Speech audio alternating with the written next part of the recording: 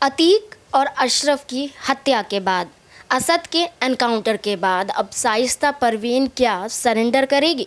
क्या योगी आदित्यनाथ के हत्थे अब शाइस्ता परवीन चढ़ पाएगी? ये सबसे बड़ा सवाल अभी भी बना हुआ है, क्योंकि शाइस्ता परवीन फरार है और उनकी कोई तस्वीर सामने नहीं आती है, ना वो खुद सामने आती हुई नज़र आती हैं। अब ऐसे में सरेंडर योगी आदित्यनाथ के सामने करना सबसे बड़ा सवाल मंडराता हुआ नज़र आ रहा है। एक तरफ पूरा परिवार ख़त्म हो गया है, वहीं दूसरी तरफ शाइस्ता परवीन का एक तरीके से साजिश रचना ये सब साबित करता है कि अब योगी आदित्यनाथ को कड़ी चुनौती देती हुई शाइस्ता परवीन नज़र आ रही हैं। नमस्कार, मैं नाज़मीन खान और आप देख रहे हैं SPN 9 न्यूज़। यहाँ पर बता दें कि अतीक और अशरफ को गोली मारकर उनकी हत्या कर दी जाती है जब वो मीडिया कर्मी से बातचीत करते हैं और प्रयागराज में जब आधी रात को मेडिकल के लिए उन्हें ले जाया जाता है। असद का एनकाउंटर योगी आदित्यनाथ सरकार द्वारा करा दिया जाता है। अब ऐसे में गॉड मदर के रूप में जाने जाने वाली उमेश पाल हत्याकांड में मास्टरमाइंड कहे जाने वाली शाइस्ता परवीन को सबका इंतज़ार है कि वो कब आके सरेंडर करती है या कब वो योगी आदित्यनाथ के हत्थे चढ़ती हैं, क्योंकि उनके ऊपर 25,000 रुपये का इनाम भी रखा हुआ है कि किसी को भी वो मिलती हैं तो उसकी सूचना दी जाए।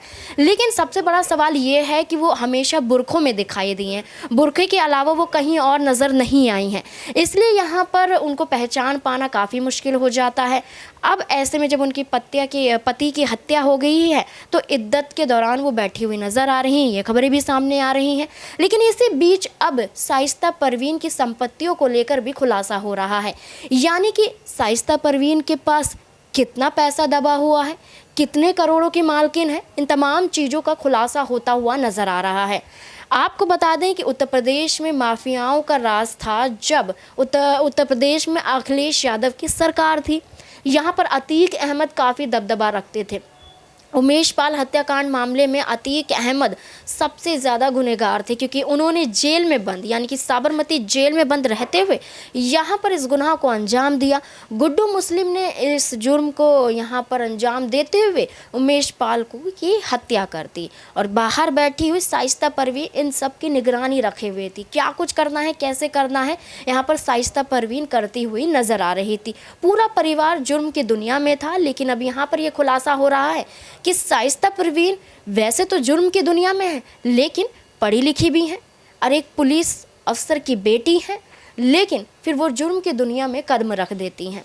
अपने पति के साथ शादी करने के बाद वो इस दुनिया में आ जाती हैं और यहाँ पर अंजाम देने लगती हैं।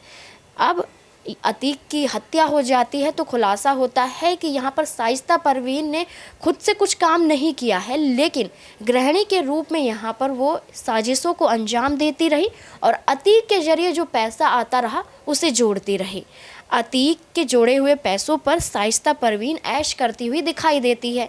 कुछ वक्त पहले शादी में गई एक तस्वीर सामने आती है जो वो गहने पहनी हुई होती हैं, सोने के गहने होते हैं वो पहने हुए होती हैं और खाना खाती हुई दिखाई देती हैं। तो इससे अंदाज़ा लगा सकते हैं कि उनके पास कितना पैसा बरामद है। 7 से 8 करोड़ रुपए बताए जा रहे हैं कि अभी शाइस्ता परवीन के पास मौजूद हैं और यहाँ पर वो जो अभी भी छुपी हुई हैं वो इन पैसों का इस्तेमाल करती हुई नज़र आ रही हैं। और अतीक ने इन पैसों का इस्तेमाल ज़्यादा चीज़ों में नहीं किया, सिर्फ़ और सिर्फ शाइस्ता परवीन को दे दिया ताकि वो इन्हें संभाल कर रख सकें और ऐसे कामों में लगा सकें और इनसे पैसा डबल कर सके। क्योंकि यहाँ पर अतीक का काम यही था कि किसी की सुपारी लेना, किसी को मार देना, किसी को अगवा करना, उसका पैसा लेना। तो तमाम तरीके से आप देखेंगे इस तरीके से पैसा जोड़ा गया था जो शाइस्ता परवीन के अकाउंट में जमा था, शाइस्ता परवीन के पास था। अब ऐसे में ये खुलासा होता है कि 7 से 8 करोड़ रुपए बताए जा रहे हैं कि शाइस्ता परवीन के पास अभी मौजूद हैं, लेकिन योगी आदित्यनाथ के सामने आती हुई नज़र नहीं आ रही हैं, सरेंडर नहीं कर रही हैं, ना ही कोई उनकी नई तस्वीर आ रही है। जो तस्वीर सामने आई है वो भी पुरानी तस्वीर है। तो ऐसे में शाइस्ता परवीन को पकड़ पाना काफ़ी मुश्किल होता जा रहा है, लेकिन एक चुनौती भी है कि योगी आदित्यनाथ उन्हें कब पकड़ती हुई नजर आएगी।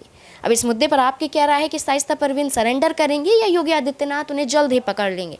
क्या है आपकी राय? कमेंट बॉक्स में ज़रूर बताएं। मुझे दीजिए इजाज़त। धन्यवाद।